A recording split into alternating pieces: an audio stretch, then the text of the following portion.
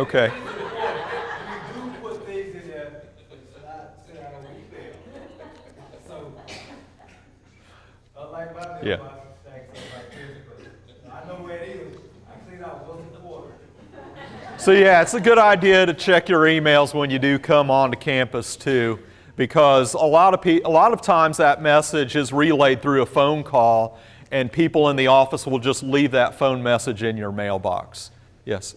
When you mention advisement, it made me think of a question, and it may not be for you, maybe for one of the other things. But if we have a student that comes to you wanting to be advised, okay, regarding courses, because we are adjuncts and not full-time instructors, is there a fine line between what we should and should not do with regards to advising students?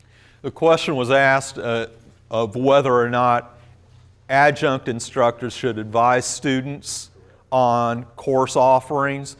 My advice to this, and if any of the other deans want to jump in, that's fine, but my advice to this is if a student has an advisement question, to have them contact one of the academic advisors. We have 2 full-time academic advisors in our department in academic affairs, and they're both in room 606 here at the main campus. And they have a great deal of information on all programs. And if they have even more program-specific questions to ask, they may be able to point that student to the right direction. Okay? All right, I did say that I was going to get finished by 1:30. I lied. So please do hold the Rotten Tomatoes before I get this last point. Timely grading. Ms. Kitchen's already mentioned this too, but I have also heard as a department chair where students had said that it's 8 weeks into the quarter and I hadn't got 1 grade back. Well, I don't think that was always the case, but it is good practice, once again, to make sure that if you do have work that you assign a student, that you get that graded back into that student within a week. And it's good practice to do that. All right? I personally want to appreciate everything that you all do. You do a lot of work for us, and it's noticed, and it is appreciated. And at this time, I'd like to open it up to myself or any of the other deans for questions that you may have.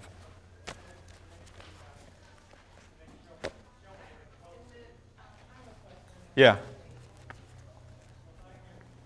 Teacher off campus, you said if, say for instance, we have to be late for a class or whatever, would it be feasible to call academic affairs here?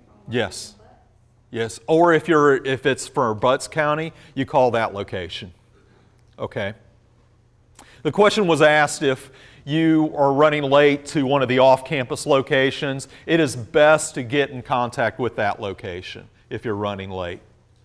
Yes? The question when it was originally asked, but I didn't hear the answer. Right. Regarding email when you're off-site. Okay. You needed to access it from home. I never heard the answer to how to actually access it away from home. Okay. The question was asked again about email being accessed off-site. And Ms. Williams is actually going to demonstrate how that is done. Can you get it?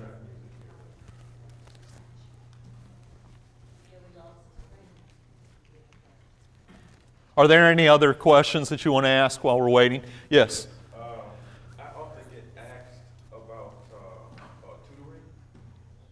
Is there a form here at the college where students volunteer to help other students? So if someone needs to be tutored, that they can contact this form. Is there a tutoring process right now? Ms. Johnson, would you like to answer to that? We have a tutoring center, it's room 604, and that is for math and English. However, it's just developmental math and English, and it's just for our special population students, which are students who get Pell. And the reason for that is that's the only funding that we currently have. However, I'm working to try to get some of you, in fact, who would like a few extra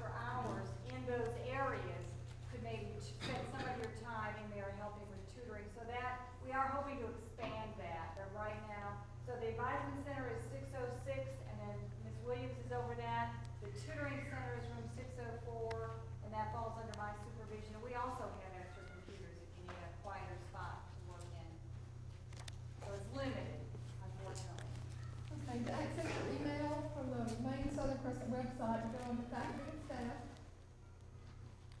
And where it says webmail, this is where you'll enter your user ID, which mine is just Williams.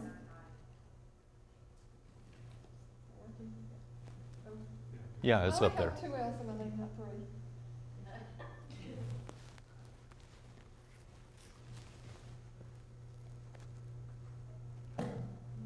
Click submit query. For most of you, it'll be probably your first initial and last name. Carrie's been here a while. I didn't have a first name. And then you have to put it again. Username, Williams is mine. Put in your password.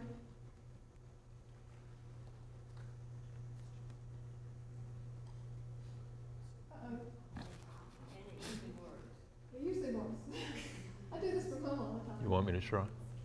Yeah. Oh. I'm gonna let Brad try. Okay.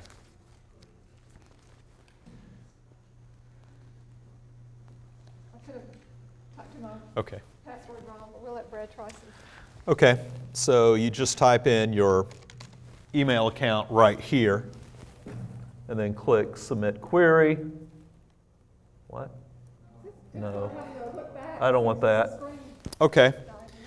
And then what I've had to do was usually type bjester or my username at the server. You shouldn't have to do that anymore. I've had to. My microphone fell off. Let's see.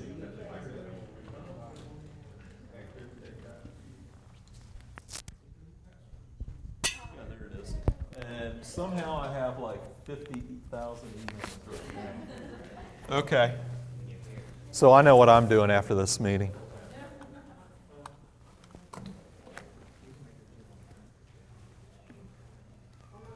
Any other questions? Yes. I have a distracting activity and possibly a cheating situation in my classroom. Texting, and how do you handle that? Is it continuous? Does the student get a 0, or what do you do? Does the students continue to do this after you talk? Students who text while an exam is going on, or During lecturing, test, I don't, everything. That's what they do. They're just hanging out in my class, I think, sometimes. what I did when someone would text while I was lecturing is I would start asking that student questions about the material to get them involved in the classroom. Yeah. They could be getting answers. Now, during a test, my rule was I don't want to see a cell phone. If I see it, I pick up the exam. Okay, so that could be a 0 for class work that day, classwork, and you can incorporate that in your grades. Yeah, but I would make that clear on the first day of class in the syllabus too. I did. Yes. Would you mind going back to the email, because I believe if you're off-site, if you're at home, I think the question was about accessing your email from home. Yeah. I think you have to type in the username with the @good tech. Oh, if you remove that. Oh, okay. So that's new. Okay. Other questions? Okay. Can you directly access your email account with just typing in the web address as opposed to going through the sctech.edu web address? No, you got to go to the website. You got to go through the website. What's your answer?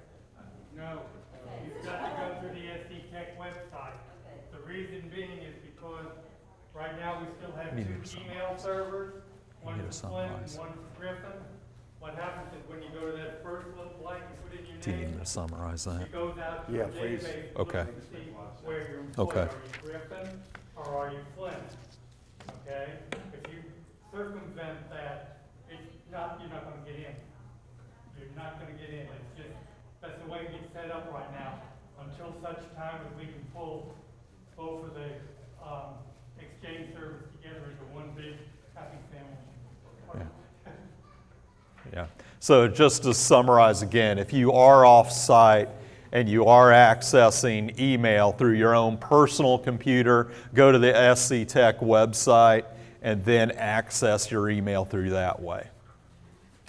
One more question. Yes. Okay,